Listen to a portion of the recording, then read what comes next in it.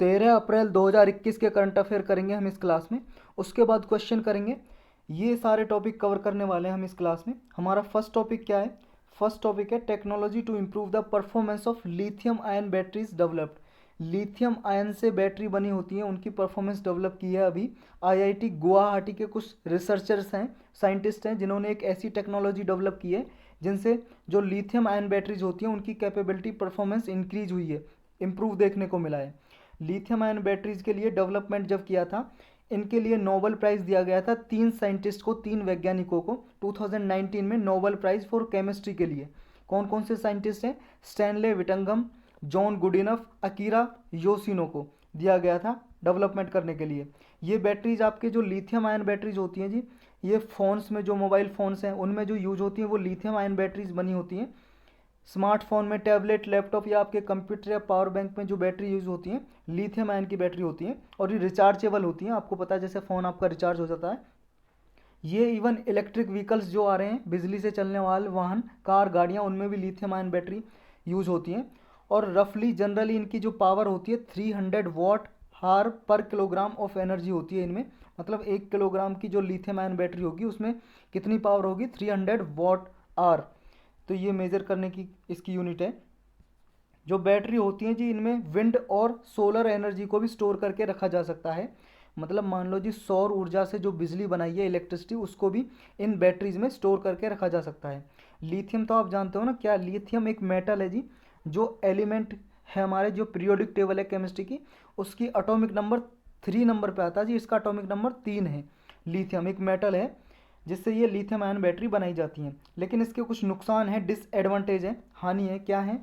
ये बैटरी, ये जी high voltage पे ये डैमेज हो सकती हैं। अगर बैटरी में हाई वोल्टेज होगी तो उससे ओवर हीटिंग होगी और उससे डैमेज हो सकती हैं।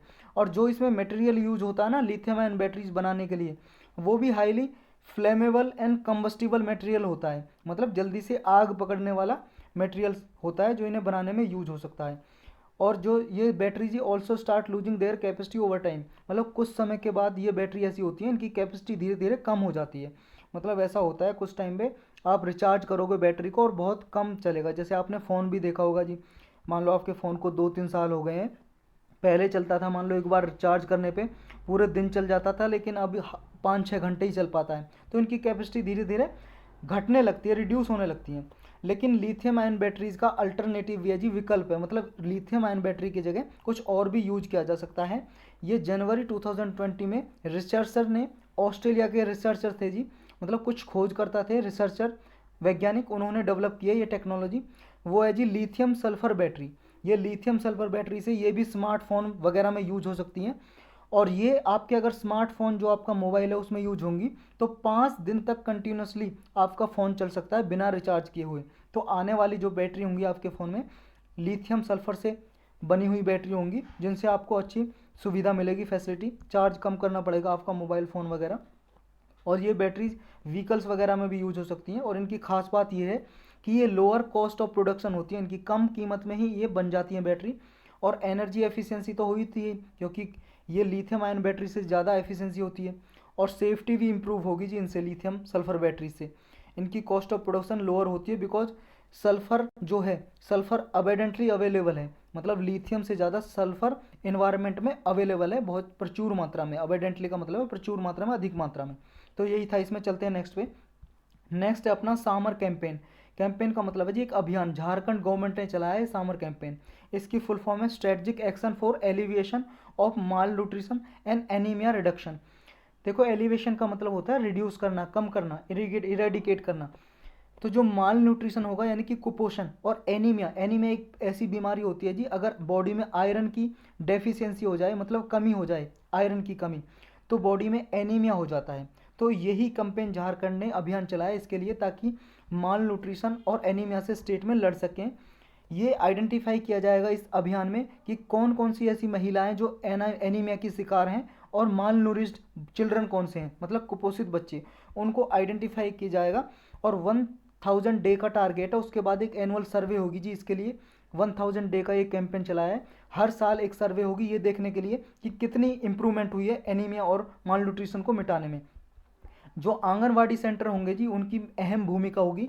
वो ऐसे चिल्ड्रन को और वुमेन्स को आइडेंटिफाई करेंगे और उनको माल न्यूट्रिशन ट्रीटमेंट सेंटर में उनको भेजा जाएगा ताकि उन्हें अच्छा खाना मिल सके और उनकी ट्रीटमेंट हो सके। सेम प्रोसेस होगा जी महिलाओं के लिए। एनीमिया से शिकार जो वुमन होगी उनको आइडेंटिफाई करेंगी कौन, आंगनवाड़ी सेंटर होता है ना, उसमें आंगनवाड़ी सेंटर में जो महिलाएं काम करती हैं ना उन्हें बोलते हैं सहायिका या सेविका। ये क्या करेंगी, नियरेस्ट जो हेल्थ सेंटर है वहाँ पे इनका चेकअप कराएंगी बच्चों का और महिलाओं का जो एनीमिया और माल न्यूट्रिशन के शिकार हैं, तो उनकी प्रॉपर रिपोर्ट देखी जाएगी।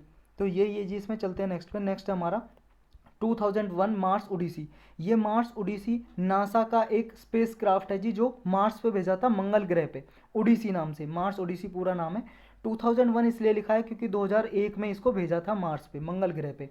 तो इसने 20 ईयर्स तक मैपिंग की है जी इसने मार्स की, मंगल ग्रह की, और कुछ इमेज भेजी है अर्थ पे। ये जी मार्स ओडिसी देख सकते हो आप इमेज में।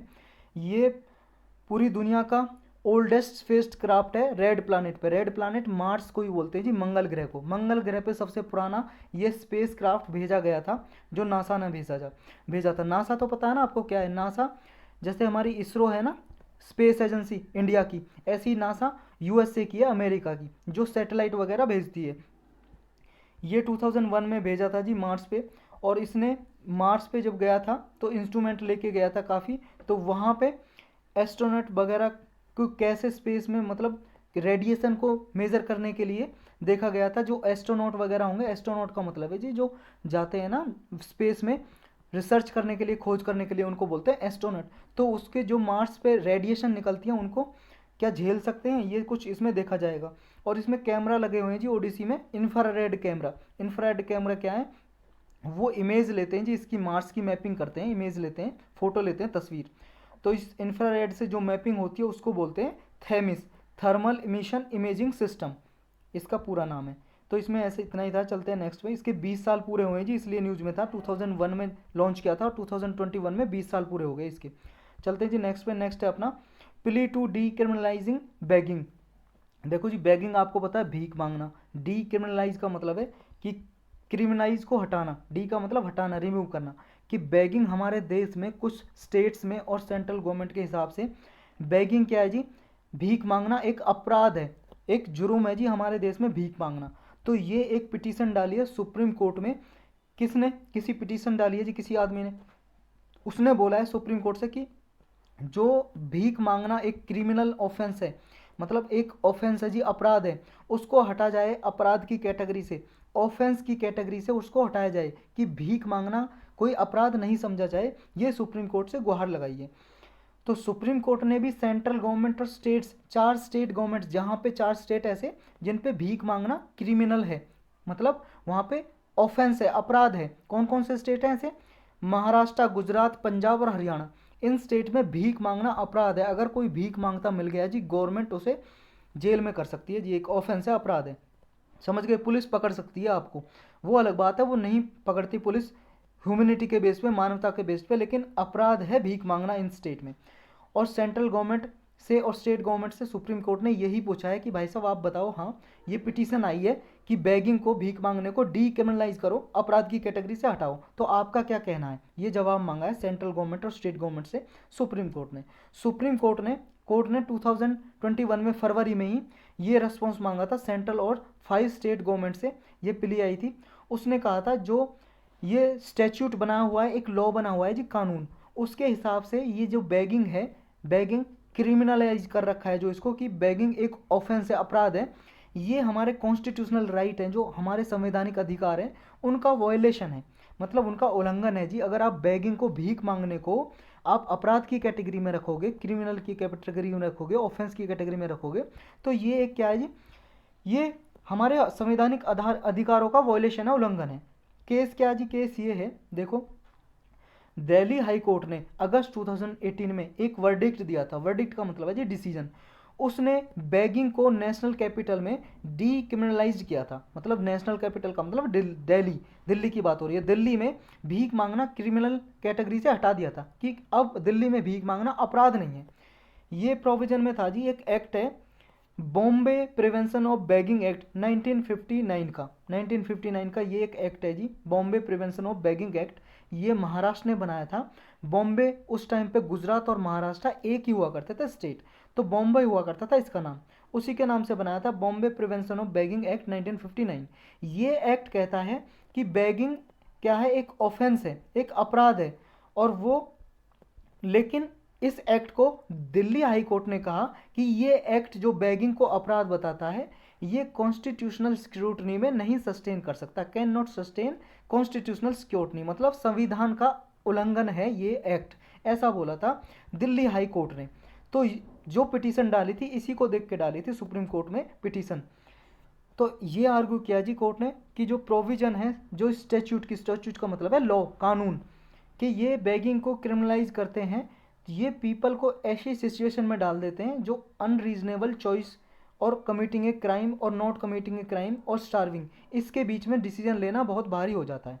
ये देखो जी, मान लो अगर किसी बैगर को, बैगर कोई ऐसा तो है नहीं जी अपनी मर्जी से कोई भीख मांगता है, मजबूरी में भीख मांगता है, अपनी कोई कुछ मजबूरी होती होंगी, तो ये अगर मान लो, ये कहना था इसका कि अगर कोई भीख मांगता है, दिल्ली हाई कोर्ट का कहना था जी, दिल्ली हाई कोर्ट ने जो वर्डिक्ट दिया था फैसला 2018 में, उसका कहना था कि भीख मांगेगा जो बच्चा, मतलब कोई भी आदमी, कुछ भी, कोई भी, तो वो उसके एक एक सिचुएशन क्रिएट हो जाती है कि वो या तो क्राइम, अपराध कमिट करे, अपराध करे कोई, या अपराध ना करे, या फिर भूखा मर जाए, स्टार्विंग का मतलब भूखा मर जाए।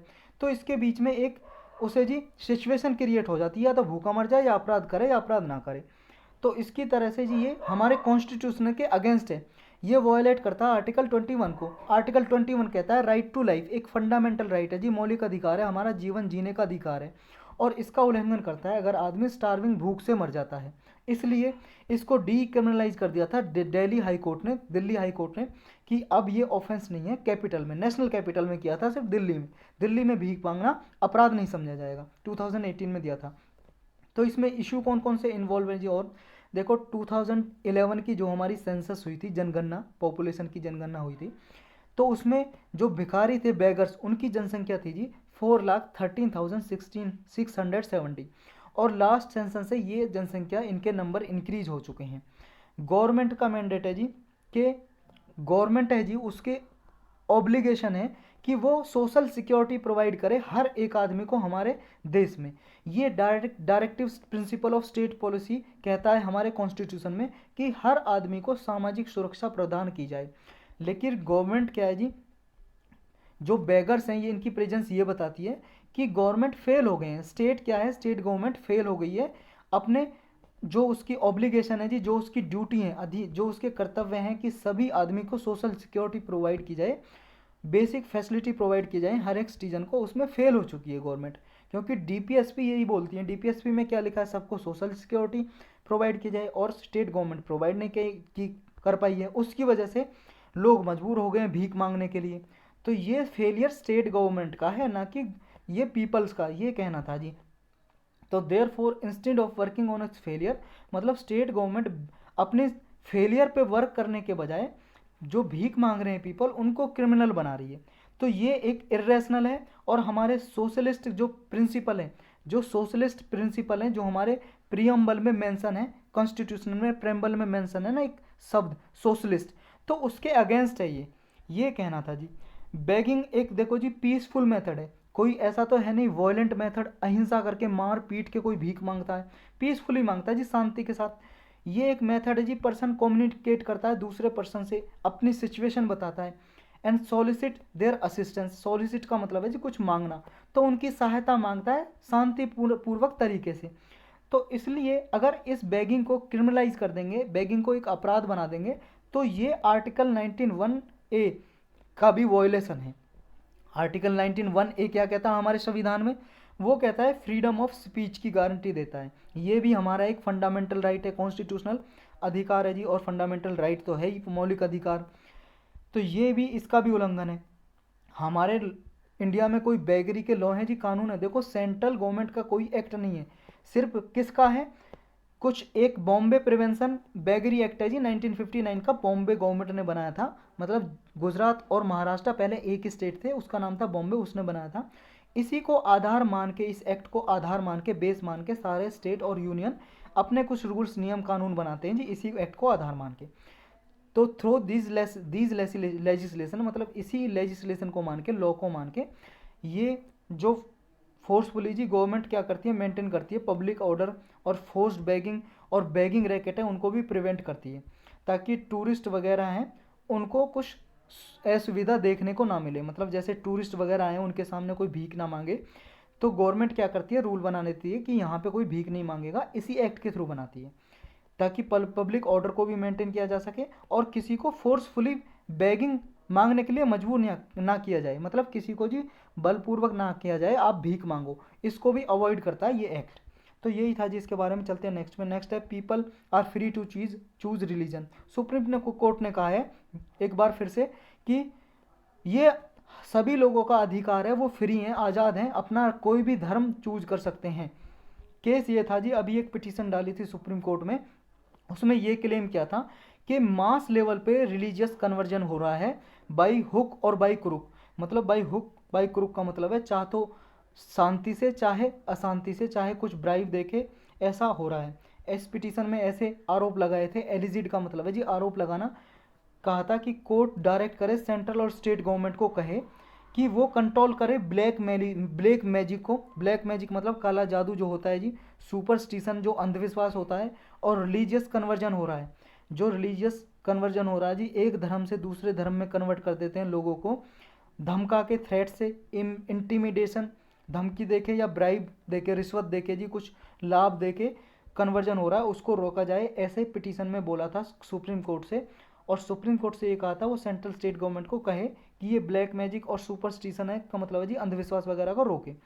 लेकिन कोर्ट ने क्या ऑब्जर्वेशन की, कोर्ट ने क्या कहा, कोर्ट ने कहा कि भाई साहब देखो, हमारे कॉन्स्टिट्यूशन में आर्टिकल 25 है, अगर आपने पढ़ा है तो वो बोलता है कि ये हमारा एक मौलिक अधिकार है, मतलब फंडामेंटल राइट है, कि किसी को भी राइट है, राइट टू प्रोफेस, प्रैक्टिस और प्रोपागेट रिलीजन। अपने हिसाब से जी वो कोई भी रिलीजन अडॉप्ट कर सकता है, प्रैक्टिस कर सकता है, किसी भी रिलीजियस को अपने प्रैक्टिस कर सकता है, कुछ भी कर सकता है जी। वो हर एक पर्सन को हमारी कंट्री में अधिकार है अपने चॉइस का वो रिलीजन अपनाए, अपनी चॉइस का धर्म अपनाए, और अपनी चॉइस का लाइफ पार्टनर अपनाए, अडॉप्ट करे, मतलब अपनी मर्जी से शादी करे, सबको अधिकार है।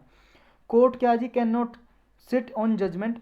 कोर्ट क्या है जी, किसी पर्सन की पर्सनल चॉइस पे नहीं डिसीजन दे सकता, और डिसीजन, क्योंकि रिलीजन धर्म एक पर्सनल चॉइस है, और लाइफ पार्टनर अपना शादी करना जी ये भी पर्सनल चॉइस है। तो रिलीजियस फेथ, ये भी कहा जो रिलीजियस फेथ है, धार्मिक जो आस्था है, वो फंडामेंटल राइट है, राइट टू प्राइवेसी उसी का एक पार्ट है, हिस्सा है। ये लाइन आपको याद रखनी है जी, राइट टू प्राइवेसी का पार्ट है हमारा धार्मिक आस्था। नेक्स्ट जो कॉन्स्टिट्यूशनल बेंच ने कहा जी जजमेंट में, कि अगर मान लो जी राइट टू प्राइवेसी का वॉयलेशन होता है, तो ये हमारे राइट टू लाइफ का ही पार्ट है, राइट टू प्राइवेसी, तो इसका भी उल्लंघन होता है, क्योंकि राइट टू प्राइवेसी को इसी के साथ इक्वेट किया है कोर्ट ने, right to life of dignity and liberty, इसी के इक्वल किया है राइट टू प्राइवेसी को। तो यही था जी, इसमें चलते हैं नेक्स्ट पे। नेक्स्ट है हमारा वैक्सीन पासपोर्ट। ये ऐसा कुछ होता है जी, वैक्सीन पासपोर्ट का मतलब कोई पासपोर्ट नहीं है, ये एक डॉक्यूमेंट है जी, डॉक्यूमेंट, ये डॉक्यूमेंट है। मान लो जी जिनको वैक्सीनेशन हो चुका है, जिनको कोरोना की वैक्सीन लग चुकी है, या जिनको कोरोना नहीं है, तो उनको बस क्या है, जांच करानी है, टेस्ट कराना कोरोना को, उनको कोरोना है तो नहीं, और फिर उन्हें डॉक्टर वगैरह से सर्टिफिकेट मिल जाएगा, उसी को बोला वैक्सीन पासपोर्ट। अभी ये बहुत देखने को मिल रहा है जी, जो मान लो वैक्सीन पासपोर्ट एक ऐसा है जी इलेक्ट्रॉनिक रिकॉर्ड है, मतलब आपके फ़ोन में क्यूआर कोड की तरह भी हो सकता है जी, या आपके सब पास प्रिंट आउट भी हो सकता है। आपको इंटरनेशनल लेवल पे ट्रैवलिंग करनी है, उसके लिए ये इशू करती है जी कंट्री। अब ये फरवरी 2021 में इसराइल ने फर्स्ट कंट्री था जी जिसने ये वैक्सीन पासपोर्ट इशू किए कोविड-19 के लिए, ताकि जिन्हें मान लो कोरोना वैक्सीन लगी हुई है, या जिनको कोरोना है नहीं, कोई सिम्टम नहीं है और टेस्ट में नेगेटिव आए हैं, उनको आज़ादी हो कहीं भी आ जाने की। अब चैलेंजेस क्या हैं जी इसके, क्रिटिसिज्म क्या है, चुनौतियाँ और इसके क्रिटिसिज्म क्या है। देखो WHO इसके अगेंस्ट है कि कोरोना वैक्सीन के लिए, मतलब कोविड-19 के लिए वैक्सीनेशन प्रूफ्स की इंट्रोडक्शन करने के अगेंस्ट है। क्यों अगेंस्ट है जी, देखो इसके लिए ये इसलिए अगेंस्ट है, WHO वर्ल्ड हेल्थ ऑर्गेनाइजेशन एक यूनाइटेड नेशन की एक स्पेशलाइज एजेंसी है जी, जो वर्ल्ड वाइड हेल्थ को प्रोवाइड करने के लिए काम करती है जी। तो WHO ने ये बोला कि भाई साहब देखो, ये एक तो ऐसे फैक्ट्स हैं कि कुछ ऐसी गारंटी नहीं है जिसको वैक्सीनेशन हो चुका है, जिसको कोरोना वैक्सीन लग चुकी है, कि वो कोरोना का ट्रांसमिशन रिड्यूस करेगा। मतलब ऐसे भी कुछ केस मिले जी, अगर जिनको कोरोना वैक्सीन लग गई है फिर भी कोरोना फैल चुका है उनके जरिए किसी और को, तो ऐसी कोई गारंटी नहीं है, एक तो ये चैलेंज है। नेक्स्ट ये जी, इंटरनेशनली कोई यूनिफॉर्मिटी नहीं है, मतलब ऐसा कोई यूनिफॉर्मिटी नहीं है कि एक इस तरह के वैक्सीन पासपोर्ट इशू किए जाएंगे, तो ये भी एक चैलेंज है जी। नेक्स्ट है जी, अगर मान लो आप ट्रैवलर को, जो मान लो इंटरनेशनल ट्रैवलिंग करना चाह रहा है, उसको वैक्सीनेशन दोगे, उसको प्रेफरेंशियल ट्रीटमेंट दोगे जी, तो अगर आप उनको दोगे तो जिनको वैक्सीन कोविड-19 की वैक्सीन लगनी चाहिए, मान लो जो गवर्नमेंट की प्रेफरेंस पे हैं, मान लो जैसे बुजुर्ग लोग हो गए या कोई ऐसे लोग जो जी मतलब बीमारी से, डिसीज़ से कोई सफ़र कर रहा है, तो उनको सबसे पहले कोरोना की वैक्सीन दी जानी थी। लेकिन अगर वैक्सीन आप इनको दे दोगे जो इंटरनेशनल ट्रैवलर हैं, मतलब जो एक कंट्री से दूसरी कंट्री में जाना चाह रहे हैं, ट्रैवलिंग करना चाह रहे हैं, तो बाकी के लिए तो वैक्सीन कम पड़ जाएगी ना, जिनको देनी है वैक्सीन, समझे, ये एक बोला एक। And there is a possibility कि जो अथॉरिटी होंगी जी, वैक्सीन जो पासपोर्ट होंगे इनमें सारी डिटेल होगी, तो उनसे होल्डर को, जिनके पास वैक्सीन पासपोर्ट है, उनको ट्रैक कर सकती हैं अथॉरिटीज। तो एक तरह से ये उनका जो प्राइवेसी है उनके लिए भी प्रॉब्लम हो सकती है जी, जो प्राइवेसी का उल्लंघन, वॉयलेशन है एक तरह से। तो ये WHO का कहना है। चलते हैं जी नेक्स्ट पे, इतना ही था इसमें। नेक्स्ट हमारा ब्रूसेलोसिस। ब्रूसेलोसिस एक जूनोटिक इन्फेक्शन है जी। जूनोटिक इन्फेक्शन या डिसीज़, बीमारी ऐसी होती हैं जी जो जानवरों से, एनिमल से ह्यूमन में आती हैं, मतलब जानवरों से एनिमल से ह्यूमन में आती हैं, ऐसी बीमारियों को बोलते हैं ब्रू, मतलब जूनोटिक बोलते हैं। और ये ब्रूसेलोसिस भी ऐसा ही इन्फेक्शन है। ये किससे होता है जी? बैक्टीरिया से होता है, ये याद रखना है। बी फॉर ब्रूसेलोसिस और बी फॉर बैक्टीरिया। बैक्टीरिया से होता है जी, जीनस ब्रूसेला बैक्टीरिया का नाम है, जिससे ये इन्फेक्शन होता है। ये इन्फेक्शन स्प्रेड होता है जी एनिमल से ह्यूमन में। किसी, मान लो जी एनिमल को हो गया और एनिमल ने मान लो जी उसका कच्चा मांस खा लिया, कंजप्शन ऑफ रॉ मांस खा लिया, या फिर उसका डेयरी प्रोडक्ट कोई खाया जी, मान लो किसी बफेलो को हो गया जी, भैंस को, या काऊ को हो गया जी, गाय को, और आपने उसका अनपेस्चराइज्ड डेयरी प्रोडक्ट पी लिया, मान लो उसका कच्चा दूध पी लिया जी आपने, बिना उबाले दूध पी लिया आपने, बिना गर्म किए हुए दूध पी लिया, और उस एनिमल को ये बीमारी थी ब्रूसेलोसिस, तो आपको भी ये बीमारी इन्फेक्शन हो सकता है। तो ध्यान रहे, कभी भी कच्ची चीज़ नहीं खानी है। नेक्स्ट है उमंगोट। उमंगोट क्या जी? एक रिवर है, ये है जी रिवर, देखो ये टूरिस्ट घूम रहे हैं यहाँ रिवर पे। ये कहाँ पे जी? मेघालय में है। मेघालय में ये रिवर अभी न्यूज़ में क्यों है? न्यूज़ में इसलिए जी, इस पर एक हाइड्रो इलेक्ट्रिक पावर प्लांट बन रहा है, जिसका विरोध कर रहे हैं यहाँ पे आसपास के विलेज, गांव में, गांव वाले उसका विरोध कर रहे हैं। नहीं, क्यों? क्योंकि जी ये इंडिया की सबसे क्लियरेस्ट रिवर है, सबसे साफ रिवर है जी, नदी है ये। और कहाँ पे है ये? बांग्लादेश बॉर्डर पे जी, ये इंडिया में ही है, लेकिन ये रिवर द्वाकी एक बॉर्डर है जी बांग्लादेश पे, वहाँ पे है। ये टूरिस्ट बहुत ज़्यादा देखने के लिए आते हैं जी इस रिवर को। इसकी जो बाउंड्री है जी, जो गारो खासी जयंतिया हिल है ना मेघालय में, तो जयंतिया हिल का पार्ट है री पनार और हीमा खिरिम खासो हिल्स का, इनके बॉर्डर पे है दोनों के। न्यूज में इसलिए थी जी, यहाँ पे 210 मेगावाट का हाइड्रो इलेक्ट्रिक पावर प्रोजेक्ट बन रहा है, और कुछ 12 विलेजेस, 12 गांव इसका विरोध कर रहे हैं। नेक्स्ट है जी advance antiquities management system. Antiquities का मतलब होता है जी पुरातन काल की वस्तुएं, मतलब कुछ प्राचीन वस्तुएं, ओल्ड कुछ चीज़, कुछ भी हो सकता है जी, मान लो किसी राजा महाराजा की तलवार हो सकती है, या उसके कपड़े हो सकते हैं, कोई वस्तु हो सकती है, कोई बुक्स हो सकती है, कुछ भी हो सकता है जी। ये गवर्नमेंट ने अभी, गोवा गवर्नमेंट ने इंट्रोड्यूस किया जी स्कीम, ये जो आपका है एडवांस एंटिक्विटीज़ मैनेजमेंट सिस्टम। इसमें क्या करेंगे? इस सिस्टम में स्टोरेज करेंगे जी एंटिक्विटीज़ को, पुरानी वस्तुओं को। ये एक software driven automatic storage system होगा जी, सॉफ्टवेयर के जरिए सारी जो जानकारी है, सारी जानकारी मिल जाएगी सॉफ्टवेयर पे ही।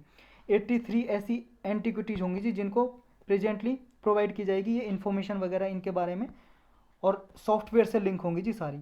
और इनके लिए इम्प्रूव्ड प्रिजर्वेशन सिस्टम होंगे जी, जिनसे जो हिस्टोरिकल सिग्निफिकेंस है इन ऑब्जेक्ट की, इनको बचाया जा सके, स्टोरेज किया जा सके, प्रिजर्व किया जा सके। तो बस इतना याद करना है। ये आम से किसका है? गोवा गवर्नमेंट का। नेक्स्ट है अपना डूम्सडे ग्लेशियर। ग्लेशियर आपको पता है जी, माउंटेन ऑफ आइस, बर्फ़ के पहाड़ होते हैं जी, जो बर्फ़ जमी होती है उनको बोलते हैं ग्लेशियर। और डूम्सडे ग्लेशियर है जी, ये न्यूज़ में है। कहाँ पे ये जी आपका अंटार्कटिका जो कॉन्टिनेंट है ना हमारे साउथ पोल पे, ये अंटार्कटिका कॉन्टिनेंट में ये जी ग्लेशियर, ये आपका वेस्ट अंटार्कटिका, यहाँ पे ये ग्लेशियर है जिसका नाम है थवेट्स ग्लेशियर। देखो थवेट्स भी बोलते हैं इसको और डूम्सडे भी बोलते हैं, दोनों इसी के नाम है, डूम्सडे या थवेट्स। देखो ये थवेट्स ग्लेशियर भी बोला जाता है, ये अंटार्कटिका में लोकेटेड है। अभी इसलिए न्यूज़ में जी इस ग्लेशियर मेल्टिंग हो रहा है, मेल्टिंग का मतलब पिघल रहा है, और जब पिघल रहा है तो जिससे जी क्लाइमेट चेंज हो सकता है, क्योंकि ग्लोबल सी लेवल राइज हो सकता है। मतलब सी का लेवल है, मान लो जी सी लेवल, ये यहाँ तक सी लेवल है और ये कॉन्टिनेंट है जी, ये कॉन्टिनेंट है मतलब महाद्वीप है जी जो, और सी लेवल यहाँ तक है। अगर मान लो, जैसे मान लो जी ये इंडिया है जी अपना, सी लेवल यहाँ तक है, समझे, पानी समुद्र का यहाँ तक है। अगर ये मान लो ग्लेशियर सारा मेल्ट हो जाता है, पिघल जाता है, तो सी लेवल कम से कम हाफ मीटर तक, आधे मीटर तक इंक्रीज हो सकता है, समझ रहे हो। और इससे क्या है, बहुत सारे जो आइलैंड है ना, जो आइलैंड है द्वीप, वो डूब सकते हैं। तो ये कंसर्न जताई जा रही है। ये लगभग 120 किलोमीटर चौड़ा है, वाइड है ये ग्लेशियर है, और इसका जो एरिया है लगभग 1.9 लाख स्क्वायर किलोमीटर है, मतलब बहुत सारा पानी स्टोरेज इसमें। चलते हैं नेक्स्ट पे, इतना ही था इसमें। नेक्स्ट है जी हमारा सफारी। सफारी क्या है जी, एक सर्टिफिकेशन स्कीम है एक्वाकल्चर प्रोडक्ट के लिए। एक्वाकल्चर का मतलब जी जो पानी में हम फिश वगैरह करते हैं, फिशरीज, मछली उत्पादन करते हैं, उसके लिए एक सर्टिफिकेशन सिस्टम है सफारी। मतलब सर्टिफिकेट दिया जाता है कि हाँ इसकी क्वालिटी सही है या गलत है, कैसी क्वालिटी है उसके लिए। ये किसने डेवलप किया जी, रिसेंटली किसने लॉन्च किया सर्टिफिकेशन सिस्टम, ये किया जी एम पेडा ने। एम पेडा क्या है, marine product export development authority. ये देखो जी एक स्टेचुटरी अथॉरिटी है, स्टेचुटरी का मतलब है जी सांविधिक संस्था है, मतलब ये किसी एक्ट से बनाई थी, एक्ट बनाया था 1972 में, इसी नाम से एम्पेडा एक्ट 1972। और कौन से मिनिस्ट्री के अंडर वर्क करती है जी ये जी ministry of commerce and industries, इस मिनिस्ट्री के अंडर काम करती है ये एम्पेडा। इसी ने ये सर्टिफिकेट जारी किए हैं जी, मतलब एक क्वालिटी सर्टिफिकेट। ये सफारी जो है जी, ये सर्टिफिकेट है किस पे बेस्ड है, ये यूनाइटेड नेशन का एक गाइडलाइंस है जी, यूनाइटेड नेशन की एक एजेंसी है फाओ, फूड एंड एग्रीकल्चर ऑर्गेनाइजेशन, उसी के ये सर्टिफिकेट हैं जी एक्वाकल्चर सर्टिफिकेशन। इसी पे आधारित है हमारा सफारी, जो एमपी पेडा ने अभी जारी की है। सफारी का वर्ड है जी संस्कृत वर्ड है, इसका मतलब होता है जी सुपीरियर क्वालिटी या फिशरीज प्रोडक्ट की सुपीरियर क्वालिटी। इसका मतलब ये है जी, ये ऐसी क्वालिटी होनी चाहिए जी फिश की, मछली की, जो ह्यूमन कंजप्शन के लिए सूटेबल हो। तो ये मार्केट बेस्ड टूल होंगे जी, जिनमें क्या जी एक्वाकल्चर जो प्रैक्टिसेस होंगी जी उनकी क्वालिटी का पता लगाया जा सकेगा। और ये हेल्प करेगा प्रोड्यूस करने में ऐसी क्वालिटी जो एंटीबायोटिक फ्री होंगी। श्रिम्प, श्रिम्प का मतलब है जी छोटे छोटे जो प्राणी होते हैं ना समुद्र में, मछली की तरह जी, जो उनको क्या है जी ऐसे प्रोडक्ट हो सकें ताकि एंटीबायोटिक फ्री हों, ऐसे प्रोडक्ट प्रोड्यूस करने में ये हेल्प करेंगे सफारी जो सर्टिफिकेट है। तो सफारी बस याद रखना है जी, एक्वाकल्चर सर्टिफिकेशन है, फिश के लिए सर्टिफिकेशन है जो क्वालिटी बताता है। तो इतना ही था आज के लेक्चर में। अब हम क्वेश्चन करेंगे कुछ। फर्स्ट क्वेश्चन है जी हमारा, नाम दफा, देखो इंग्लिश में आपको खुद पढ़ना है पॉज करके, ऐसी जितना भी जो हमने करंट अफेयर किया है इंग्लिश में एक बार पॉज करके खुद पढ़ लिया करो, मैं सिर्फ इंटरप्रेट करूँगा, एक्सप्लेनेशन दूंगा आपके लिए। नाम दफा नेशनल पार्क के रिगार्डिंग स्टेटमेंट दी हुई है जी, आपको करेक्ट बताना है। पहली स्टेटमेंट कह रही है नाम दफा नेशनल पार्क है, भूटान और इंडिया के बॉर्डर के साथ लगता है क्या। नेक्स्ट बोल रहा है नाओदिंग रिवर है जो, ये ब्रह्मपुत्र रिवर की ट्राइब्यूटरी है जो यहाँ से नाम दफा नेशनल पार्क से होकर गुजरती है। नेक्स्ट बोल रही है ये इंडिया का केवल ऐसा रिजर्व है जिसमें बिग कैट की चारों क्वालिटी मिलती हैं। ये बिग कैट जो स्पीसीज होती हैं जी, इनकी चारों क्वालिटी मिलती हैं, कौन कौन सी, tiger, leopard, clouded leopard and snow leopard. तो इंडिया में केवल ऐसा इकलौता रिजर्व है ये जो नेशनल पार्क है जिसमें सारी क्वालिटी मिलती हैं, बिग कैट की चारों क्वालिटी। आपको बताना जी करेक्ट, बताओ जी कौन सा। देखो जी पहला तो बिल्कुल गलत है, क्यों, क्योंकि ये इंडिया और भूटान के नहीं बल्कि इंडिया और म्यांमार के साथ बॉर्डर लगाता है, बिल्कुल गलत है। अरुणाचल प्रदेश में जी नामदफा, इंडिया और म्यांमार के बॉर्डर पे लगाता है। जो इंडिया और भूटान पे बॉर्डर लगाता है वो जी मानस नेशनल पार्क, हमने पढ़ा था ये असम में है। तो एक है जी वो काट दो, और दो तीन बिल्कुल करेक्ट हैं जी, सी आंसर हो जाएगा बिल्कुल। ये इकलौता पार्क है जी, only one reserve in India which have 4 big cat species, tiger, leopard, clouded leopard और सिनो लियोपोर्ड, और न्योधिंग रिवर इससे होकर निकलती है।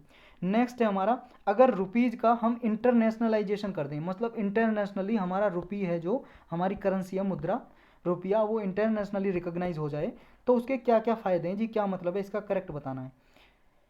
ये जी इससे हम इंपोर्ट और एक्सपोर्ट रुपी में कर सकेंगे अगर इंटरनेशनलाइजेशन हो जाएगा। हम आयात निर्यात मतलब रुपये में कर सकेंगे।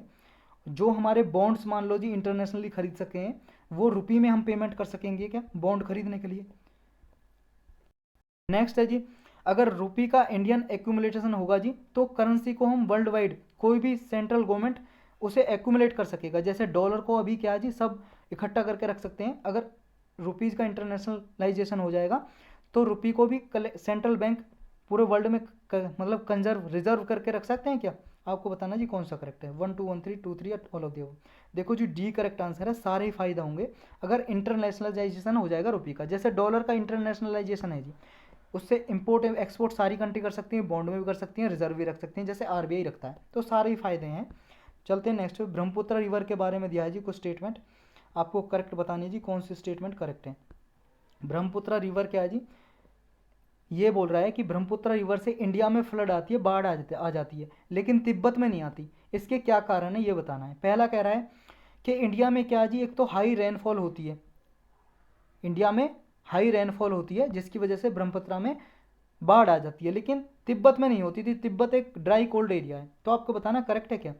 एक दूसरा ये ब्रह्मपुत्र में जी इंडिया में सिल्ट डिपॉजिट हो रखे हैं जी। सिल्ट का मतलब है जी कोई मिट्टी गाद वगैरह रिवर में डिपॉजिट है, मतलब ये रिवर है जी, इसमें गाद मिट्टी वगैरह डिपॉजिट है, जिसकी वजह से वाटर लेवल बढ़ जाता है और जैसे रेनफॉल होती है जी इसकी कैपेसिटी से बाहर हो जाता है और बाढ़ आ जाती है। तो इसके ये कारण है जी कि बताओ जो 1 2 दोनों करेक्ट है, दोनों गलत।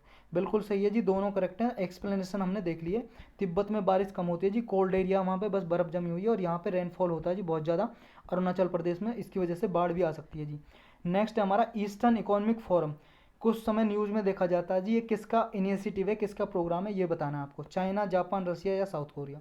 ये जी सी आंसर रसिया का है। रसिया ने अपने ईस्टर्न जो फार ईस्टर्न रीजन है ना रसिया का, उसको डेवलप करने के लिए फोरम चालू किया है जी। नेक्स्ट है हमारा फेथ ऑफ राइट मूवमेंट, ये मूवमेंट है जी फेथ फॉर राइट, ये किससे एसोसिएटेड है, मतलब किसने चलाया जी ये बताना है। एडीआर ने चलाया है क्या, यूनाइटेड नेशन ने, world economic forum, Oxfam international. इसका आंसर है जी बी, यूनाइटेड नेशन का जी फेथ फॉर राइट मूवमेंट, आपको याद रखना है, बहुत इंपॉर्टेंट है। चलते हैं नेक्स्ट पे। नेक्स्ट बताना है जी आपको, देखो इंग्लिश में आप खुद पढ़ो, मैं हिंदी में बता रहा हूँ बस। जो ई वेस्ट है जी, इसमें बहुत सारे हार्मफुल मटेरियल होते हैं जी, हानिकारक तत्व होते हैं मटेरियल, वो कौन कौन से निकलते हैं। ई वेस्ट, ई वेस्ट होता है जी जैसे इलेक्ट्रॉनिक वेस्ट की बात हो रही है, जैसे आपका मोबाइल फ़ोन आपने फेंक दिया, ख़राब हो गया, या कंप्यूटर के कुछ पार्ट फेंक दिए, या आपने कोई भी इलेक्ट्रॉनिक सामान हुआ जी, जैसे आपके घर में एलईडी लाइट वगैरह लगी हैं, ख़राब हो जाती है, आप फेंक देते हो, तो इससे इन्वायरमेंट में क्या क्या रिलीज होता है, क्या क्या निकल सकता है, किस लिए हार्मफुल है ये बताना आपको। पहला कह रहा है इससे ब्रोमिनेटेड फ्लेम्स रिटार्डेंट निकलते हैं, फॉस्फोरस निकलता है जी, कैडमियम, बेरिलियम, लीड। आपको बताना जी कौन कौन से करेक्ट हैं, इससे कौन कौन से मटेरियल निकलते हैं, कौन कौन से वेस्ट हैं। 1 3 4 5 2 3 4 5 1 2 3 5 या फिर ऑल ऑफ द अबव। देखो जी ऑल ऑफ द अबव है, डी आंसर करेक्ट है, सारे ही निकलते हैं जी ई वेस्ट से, इसलिए ये थोड़ा हानिकारक है। नेक्स्ट है जी अपना, आपको ओशियन एडिफिकेशन, ओशियन एसिडिफिकेशन के रिगार्डिंग को स्टेटमेंट दिया, आपको बताना जी करेक्ट कौन सा है। पहला कह रहा है जी ये जो ओशियन एसिडिफिकेशन होता है, ये नाइट्रोजन की जो कंसंट्रेशन है अधिक हो जाती है समुद्र में, ओशियन में, उसकी वजह से होता है क्या। सेकंड कह रही है अगर सी ग्रासेस लगा दी जाएं समुद्र में, तो ये ओशियन एसिडिफिकेशन को रिड्यूस कर सकती हैं। आपको करेक्ट बताना जी, 1 2 दोनों सही, दोनों गलत। देखो जी पहला बिल्कुल गलत है, क्योंकि नाइट्रोजन की नहीं बल्कि CO2 कार्बन डाइऑक्साइड अगर ओशियन में ज़्यादा हो जाता है, उसकी वजह से ओशियन एसिडिफिकेशन हो जाता है, तो पहला गलत है। दूसरा बिल्कुल सही है कि अगर मान लो जी सी ग्रास, समुद्र में घास वगैरह जो होती है ना, सी ग्रास लगा दी जाए, तो इसकी वजह से क्या है, ये CO2 को एब्जॉर्ब कर लेती हैं, क्योंकि आपको पता है जो हरे पौधे होते हैं जी CO2 लेके फोटोसिंथेसिस करते हैं ना, प्रकाश संश्लेषण क्रिया, इन्वायरमेंट से, पर्यावरण से कार्बन डाइऑक्साइड लेते हैं, ऑक्सीजन छोड़ते हैं, तो समुद्र में से भी जी CO2 ले लेंगे, जब फोटोसिंथेसिस करेंगे तो ओशियन एसिडिफिकेशन को रिड्यूस करेंगे, समझ गए। तो इसका आंसर होगा जाएगा बी हो जाएगा इसका आंसर। चलते हैं नेक्स्ट पे। नेक्स्ट है जी एसिड रेन किससे होती है ये बताना जी आपको। Acid rain, sulphur, nitrogen in the atmosphere, mercury lead component compound in water bodies, या radioactive compound in effluent discharge, या कार्बन इमिशन, जो पीट लैंड से कार्बन इमिशन होता है उससे। इसका करेक्ट आंसर है जी ए, सल्फर और नाइट्रोजन अगर इन्वायरमेंट में हो जाएं जी, और ये ह्यूमन एक्टिविटीज़ की वजह से रिलीज होते हैं जी, फैक्ट्री वगैरह से या फील्ड से, खेत में जो कृषि करते हैं जी, नाइट्रोजन वगैरह जो खाद डालते हैं उससे रिलीज हो जाते हैं जी, वाटर बॉडी वगैरह में, वो इवेपोरेट होकर जी इन्वायरमेंट में चली जाती हैं ये सल्फर और नाइट्रोजन। इनकी वजह से जब बारिश होती है ना जी, तो ये सल्फर और नाइट्रोजन के ऑक्साइड बारिश के साथ बरसते हैं, ज़मीन पे आते हैं, और ये किसी बिल्डिंग वगैरह को जी नुकसान पहुंचा सकते हैं। जैसे इसकी वजह से जी ताजमहल है ना, ताजमहल को भी नुकसान हो रहा है, उसकी जो मार्बल की क्वालिटी घटती जा रही है उससे एसिड रेन की वजह से, क्योंकि इन्वायरमेंट में ये सल्फर और नाइट्रोजन हो जाते हैं और बारिश के साथ नीचे आते हैं, जिसकी वजह से मार्बल ख़राब हो जाता है जी, उसकी क्वालिटी ख़राब हो जाती है। तो यही था जी एसिड रेन के बारे में और आज के टॉपिक के बारे में भी।